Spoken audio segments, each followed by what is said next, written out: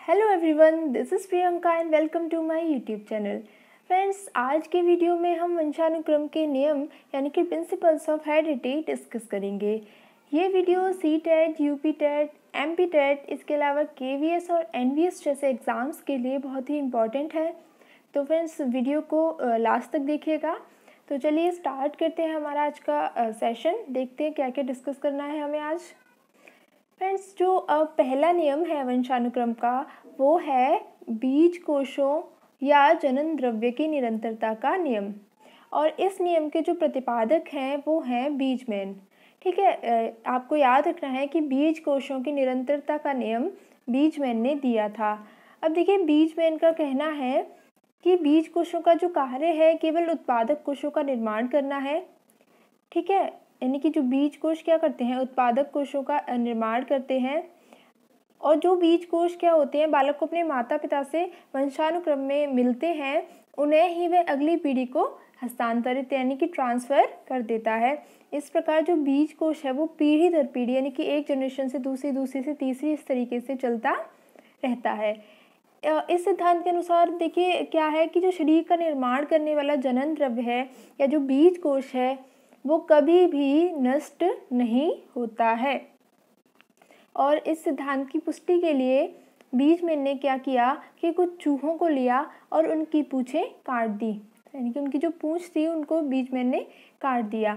इसके बाद वो कई पीढ़ियों तक यानी कई जनरेशन तक चूहों की जो पूंछ थी उसको काटता रहा, लेकिन किसी भी पीढ़ी में कोई भी पूंछ विहीन चूहा यानी कि बिना पूंछ का चूहा पैदा नहीं हुआ। इस प्रकार ये कहते हैं कि जो बीज कोश हैं वो निरंतर रूप से चलते रहते हैं, यानी कि एक पीढ़ी से दूसरी पीढ़ी में जाते रहते हैं। आई होप आपको ये जो नियम है वो समझ में आ गया होगा। चलिए आगे बढ़ते हैं हमारे अगले नियम की तरफ। हमारा अगला जो नियम है वो है समानता का नियम। और इस नियम के जो प्रतिपादक हैं यानी कि समानता के नियम के जो प्रतिपादक हैं वो हैं सोरेनसन। यानी कि समानता का नियम किसने दिया था? सोरेनसन ने। अब देखिए ये क्या कहते हैं कि सृष्टि का एक नियम है कि मानव जो होगा वो तो जन्म देगा मानव को और पशु पशु को जन्म देता है। यानी कि समान जीव समान अपने जैसे ही समान जीव को जन्म देता है। इस नियम के अनुसार जैसे माता पिता होते हैं वैसे ही उनकी संतान होती है, यानी कि जो संतान होगी वो किसके समान होगी? अपने माता पिता के समान होगी। अब देखिए जैसे कि बुद्धिमान माता पिता के बच्चे तो होंगे बुद्धिमान और मंद बुद्धि माता पिता के बच्चे मंद बुद्धि पैदा होते हैं समानता के नियम के अनुसार। और इस नियम के प्रतिपादक है सोरेनसन। तो आपको ये चीज़ याद रखनी है। चलिए आगे बढ़ते हैं, हमारा तीसरा नियम देख लेते हैं। तीसरा जो नियम है ये नियम है विभिन्नता का नियम। और विभिन्नता के नियम के जो प्रतिपादक हैं वो हैं डार्विन। और डार्विन के एक और सहयोगी थे, उनका नाम भी इसमें आता है, वो है लेमार्क।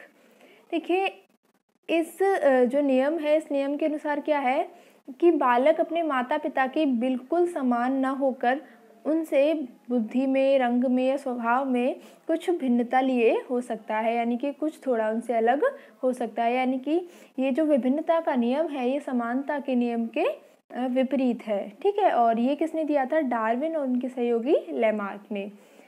चलिए आगे बढ़ते हैं। अगला जो चौथा नियम है वो है प्रत्यागमन का नियम। देखिए प्रत्यागमन के नियम के अनुसार क्या होता है कि बालक में अपने माता पिता के ठीक विपरीत गुण पाए जाते हैं।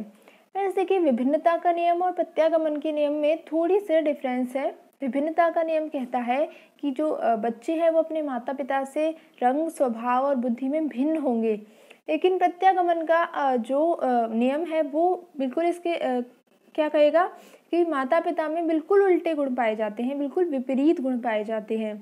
जैसे कि बहुत से माता पिता होते हैं प्रतिभाशाली, लेकिन उनके बच्चे कैसे होंगे? मंद बुद्धि होने की प्रवृत्ति पाई जाती है उनमें।